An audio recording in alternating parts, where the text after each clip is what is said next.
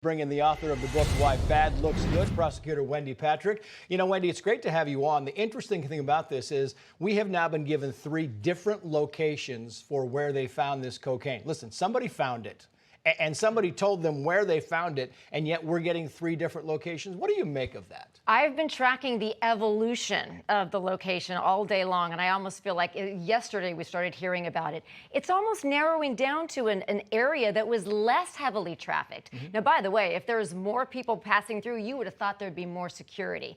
But we are talking about something that I never had the luxury to do as a prosecutor, having a closed universe of subjects. They have to log in, they know who they are. In other words, they know who was there, even though it was a holiday weekend where there may have even been less people to choose from.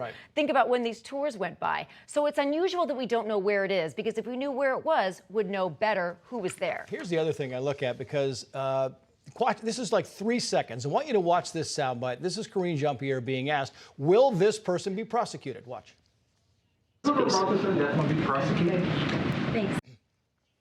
So nothing. There's nothing. Next question, move on. And you think, why not? I mean, this is a Schedule II narcotic. They evacuated the White House, and this was white powder. How does white powder get into the White House? The who, the when, and the how are 3 very important questions. I mean, obviously, safety and security. Can you imagine how relieved they were to hear that it was cocaine and not anthrax or fentanyl or something else that it could have been? I mean, this is one of the most secure locations in the world, or it should be. And you can bet it is now that they're probably relooking at the policies and procedures that somehow allowed this to get there in the first place. After what you've kind of detailed for us there, would you be surprised, Wendy, if they did not find out? I would be. You know, it's one thing to say we're doing fingerprints and DNA, because you've got to get a match after that. It's not that simple. But we know who was in there. That probably is the single most, I would say, the biggest clue that they will identify somebody. So I don't know how they can think it's going to be wrapped up by Monday. Cameras, access logs, detailed access logs in that part of the West Wing, timelines, witnesses. There's a lot of stuff that you have to draw on. Lastly, I would ask you, you think, you know, when you talk about, oh, it could be wrapped up in a couple of days.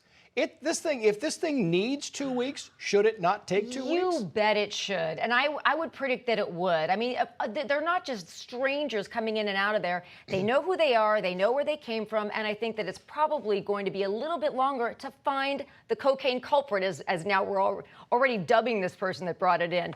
Choose your guests carefully if you're a staffer offering a tour. That's another lesson learned. Indeed. Wendy Patrick, great to have you on. Thank you.